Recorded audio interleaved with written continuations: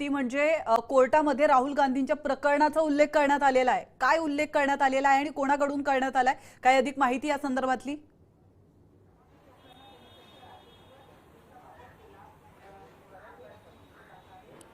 आपण पाहतो की सध्या माणिकराव कोकाटे यांना जे म्हाडाचं घर जे लागलेलं होतं त्या संदर्भामध्ये त्यांना जे घर लागलं होतं आणि त्याच्यानंतर त्यांच्या उत्पन्नामध्ये जी काही वाढ झालेली होती त्या संदर्भातले सगळे जे दाखले आहेत की जे सगळे कागदपत्र आहेत ते सध्या कोकाटे यांच्या वकिलांकडून जे ते कोर्टामध्ये सध्या समोर मांडण्यात आलेले आहेत आणि या संपूर्ण प्रकरणामध्ये आता तो युक्तिवाद आहे तो देखील सुरू असल्याचं आपल्याला दिसतं आहे।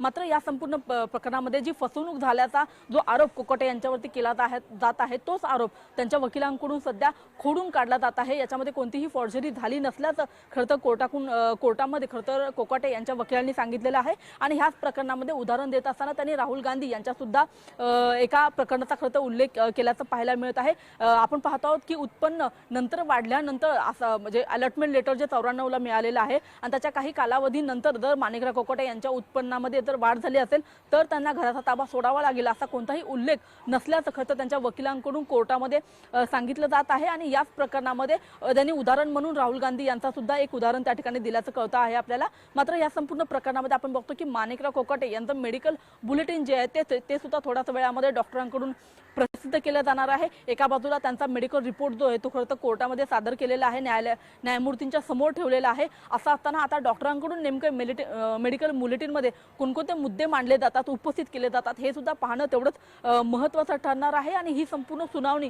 हा संपूर्ण युक्तिवाद शांतपणे आणि सविस्तरपणे ऐकण्यासाठी म्हणून त्यांची मुलगी देखील खरं तर कोर्टाच्या या परिसरामध्ये आलेली आहे। माणिकराव कोकाटे यांचे जे सगळे कार्यकर्ते आहेत ते सुद्धा मोठ्या संख्येने आलेले आहेत। मात्र कोर्टामधला ही सुनावणी सुरू होण्याच्या पूर्वीच आपण बघतो की सरकारकडून मोठ्या हालचाली झाल्या। माणिकराव कोकाटे यांनी आपला राजीनामा जो आहे तो पक्षाचे राष्ट्रीय अध्यक्ष अजित पवार यांच्याकडे दिलेला होता आणि अजित पवारांनी हा जो राजीनामा आहे तो मुख्यमंत्र्यांकडे सोपवलेला होता।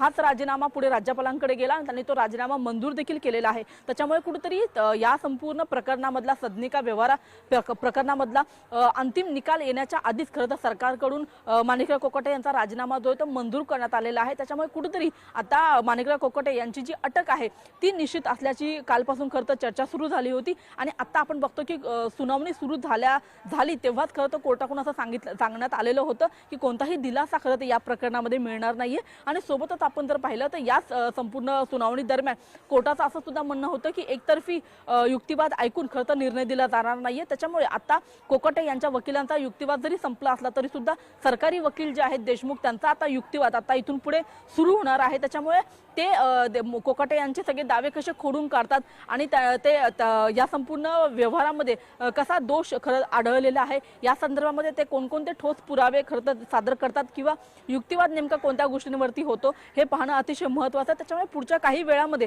खरं तर या निकालात या संपूर्ण सुनावणीचा निकाल जो आहे तो खरं तर लागू शकतो आणि त्याच्याकडे खरं तर सगळ्यांचंच लक्ष लागल्याचं पाहायला मिळत आहे।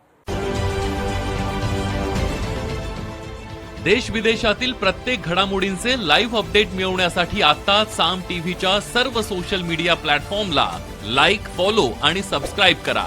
तसंच सर्व नोटिफिकेशनसाठी बेल आयकॉन प्रेस करायला विसरू नका।